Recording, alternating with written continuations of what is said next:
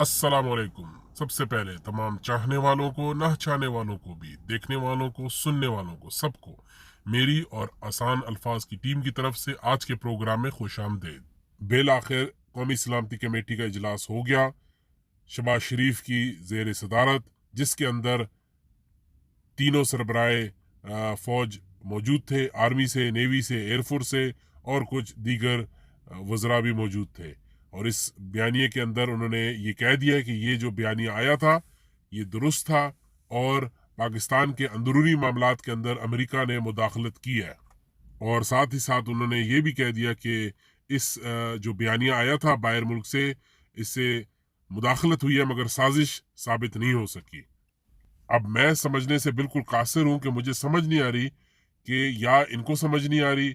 एक तरफ कह रहे हैं कि मुदाखलत हुई है मगर साजिश साबित नहीं हो रही आईएसआई की रिपोर्ट के मुताबिक। अब साजिश हुई है, मुदाखलत हुई, उसके बाद साजिश हुई और उसके बाद उसका जो असर हुआ वो ये हुआ कि इमरान खान की हुकूमत तोड़ दी गई। ये तो मेरी समझ कह रही है, मगर ये कह रहे हैं कि मुदाखलत हुई है, साजिश नहीं हुई। तो अगर साजिश नहीं हुई तो इमरान खान फिर क्यों चले गए उनकी हुकूमत क्यों तोड़ दी गई? मेरे ख्याल के अंदर, मेरे हिसाब किताब में, ये तमाम जो नेशनल सिक्योरिटी वालों ने ये अभी बयानिया जारी किया कि मुदाखलत हुई है, साजिश नहीं हुई, ये सिर्फ और सिर्फ अपने आप को बेवकूफ़ बना रहे हैं। और ये वही कर रहे हैं जिस तरह DGI SPR ने पहले जब शहबाज शरीफ की हुकूमत आई तो अगले चंद घंटों के अंदर ही प्रेस कॉन्फ्रेंस की और उन्होंने कहा कि डॉलर की कीमत कम हो रही है और स्टॉक एक्सचेंज की मार्केट स्टेबल हो रही है। वो चंद घंटों की बात थी, उसके बाद जो डॉलर ने उड़ान पकड़ी, 7 रुपए महंगा हो गया 11 दिनों के अंदर। अब उनकी प्रेस कॉन्फ्रेंस नहीं आ रही। तो ये भी मुझे इसी किस्म के कोई स्टंट लगता है। इन्होंने कह तो दिया है मगर अभी जब अवाम तो इस चीज़ से बिल्कुल ये तो समझ रहे हैं, अवाम बिल्कुल बेवकूफ़ है, समझ नहीं रही, मगर अवाम तो क्वेश्चन उठा रही है कि ये क्या आप बात कर रहे हैं कि मुदाखलत हो गई, साजिश नहीं हुई। अगर साजिश नहीं हुई तो इमरान खान किधर चले गए?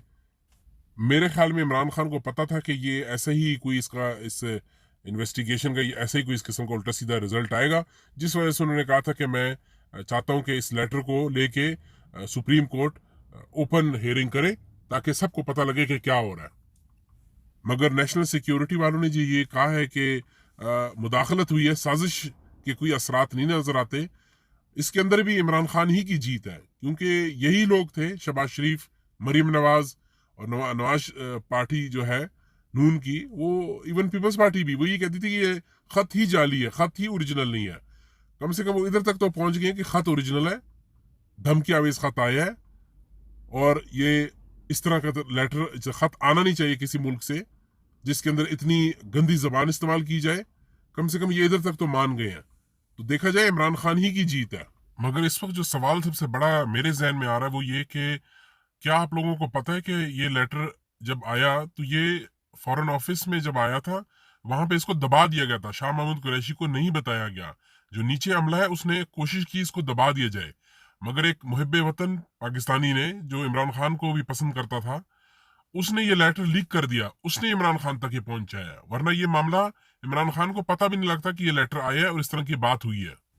अब वो कौन लोग थे, उनका किन के साथ रब्ता था, उनको पहले से पता था कि ये एक लेटर आने वाला है, उनको पहले से पता लग गया। किसी ने तो बताया होगा उनको, स्टाफ को, फॉरेन ऑफिस के, कि एक लेटर आने वाला है और उसको जैसे वो रिसीव हो उसको बस गायब कर देना, उसको किसी की नजरों में ना आने देना। अब ये लोग कौन थे? मेरे ख्याल में ये वही थे जो इस लेटर का फायदा उठाना चाह रहे थे, जो इस वक्त हुकूमत में बैठे हुए हैं। अब मैं हल्की सी बात ये करूंगा, आप लोग इशारा खुद समझ जाएं। ये वही लोग थे जिनका हर इदारे में वो पहुंच सकते हैं, मगर हर इदारा उनके इदारे के अंदर मुदाखलत नहीं कर सकता।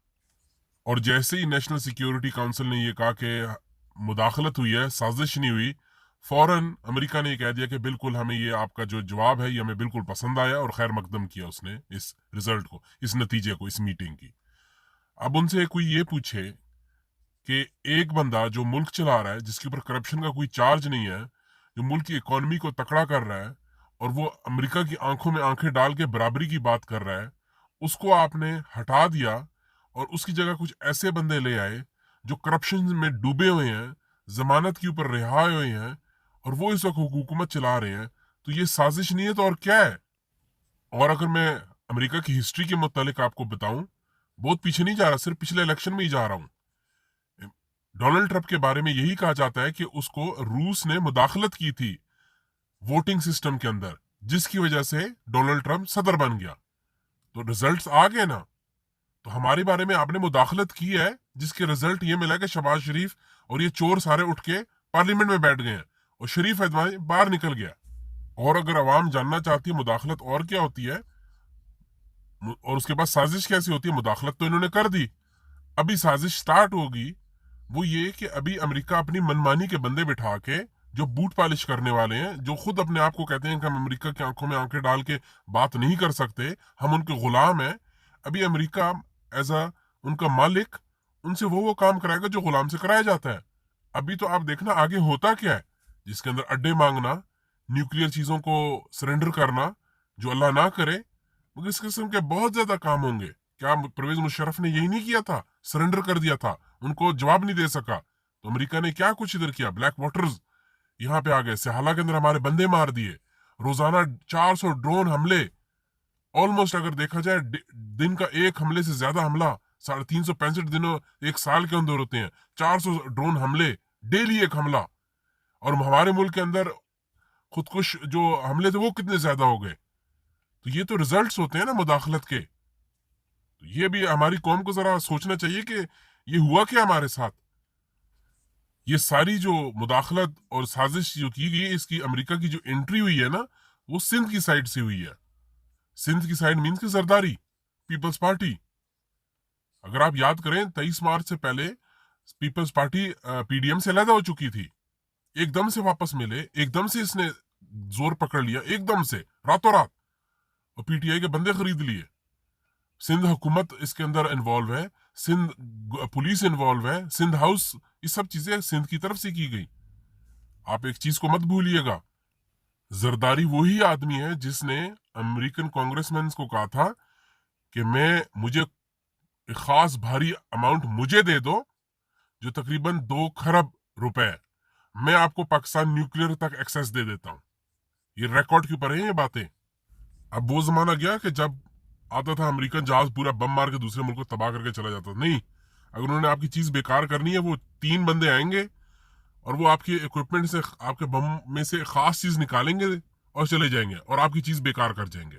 उन्होंने अफगानिस्तान में यही तो किया। जो हम देखते हैं बड़े बड़े हेलीकॉप्टर, जहाज, टैंक खड़े हुए हैं, वो बेकार थे। उनमें से किसी में से कुछ के रेडार निकाल लिए, कुछ में से उड़ने की कोई खास चीज उतार दी, किसी में से नेविगेशन उतार दी, ये चीजें करके वो बाकी चीज पीछे छोड़ गए, अब वो बेकार खड़ी हैं। उनमें से उन कहानियों को आपस में जोड़ना पड़ा, तो जो 20 में से चीजें जोड़ के 2 काम की निकली। ये है अभी आजकल की नए दौर की नई जंग। अब मैं आता हूं अपनी आखिरी खबर की तरफ।